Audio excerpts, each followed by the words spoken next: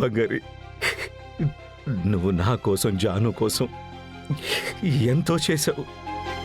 In return నేను నీకేం చేశాను?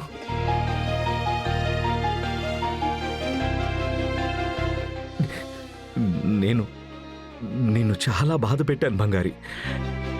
అబద్ధం చెప్పి నేను నిన్ను మోసం చేశాను. సార్, ప్లీజ్ సార్, ఏడవకండి. తప్పు లేదు బంగారి, ఎందుకంటే నేను నిన్ను చాలా ఏడిపించాను కదా. సార్, మనం మాట్లాడుకోవడానికి ఇది కరెక్ట్ టైం కాదనిపిస్తోంది.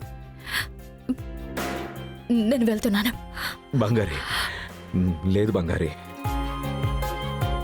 నా మనసులో ఉన్నది చెప్పడానికి ఇది కాకుండా వేరే సిచ్యువేషన్ నాకు దొరకదు. ప్లీజ్ బంగారి, నేను చెప్పేది కొంచెం విను ప్లీజ్. బంగారి, నాకు చాలా గిల్టీగా ఉంది బంగారి. నిన్ను చూసినప్పుడు అంతా ఏదో పెద్ద ద్రోహం చేశానన్న ఫీలింగ్ వస్తుంది. సార్, రేపు మీకు పెళ్ళి సార్. మీరు వెళ్ళి పడుకోండి. ఇప్పుడు మీరేం మాట్లాడినా అది తప్పుగానే ఉంటుంది. ఏంటి బంగారి, నేను తాగేసి మాట్లాడుతున్నా అనుకుంటున్నావా? లేదు బంగారి, ఇప్పుడే నేను నా మనసులో మాట మాట్లాడుతున్నాను. నేను నీకు పెట్టిన టార్చర్కి వేరే అమ్మ ఎవరైనా సరే నా మీద పగ తీర్చుకోవాలనుకుంటారు. కానీ నువ్వు నాకు, నా కుటుంబానికి మంచి మాత్రమే చేసావు బంగారి.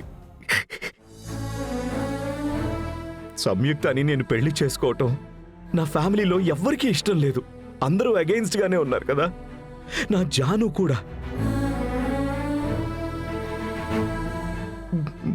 కానీ నువ్వు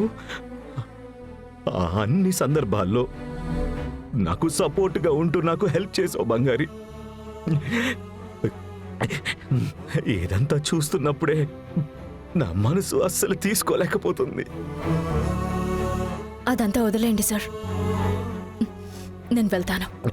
బంగారి, బంగారి, నేను మాట్లాడేది కనీసం వినువా?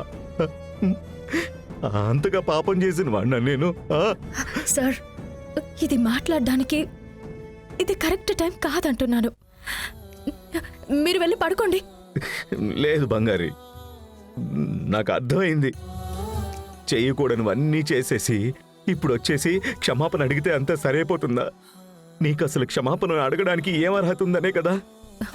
సార్, అలా ఏం అనుకోవడం లేదు సార్. లేదు బంగారి, నువ్వు అడగచ్చు. నేను అలానే కదా నీతో నడుచుకున్నాను. నీ పాస్ట్ ఏంటి, నువ్వు ఎవరు, ఎలాంటి దానివి అని ఏ ఒక్క విషయం తెలియకుండా నా బుద్ధికి తోచినట్టు ఎవ్వరూ చెప్పలేనంతగా నిన్ను కష్టపెట్టాను బంగారి. నిజం చెప్తున్నాను బంగారి, నేను నిన్ను వేరే సందర్భంలో కానీ కలిసి ఉంటే ఒకవేళ నేను నిన్నే లవ్ చేసి ఉండేవాడినేమో.